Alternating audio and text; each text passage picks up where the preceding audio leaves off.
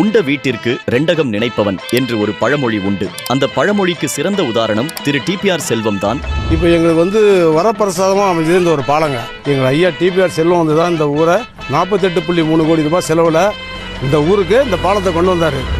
தேர்தல் நெருங்கும் வேளையில் மரியாதைக்குரிய டிபிஆர் அவர்களின் கைக்கூலிகள் இதுபோன்று கொக்கரித்து பொய்களை பரப்பி வருகின்றனர்.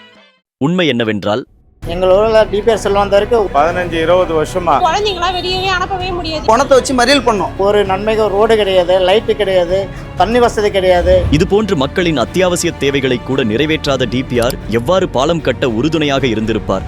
அத்திப்பட்டி தரைப்பால திட்டத்திற்கு அடித்தளம் அமைத்தவர் திரு KPK அருள்முருகன். அதை பயன்பாட்டிற்கு கொண்டு வந்தவர் நமது முதல்வர் NR ஐயா.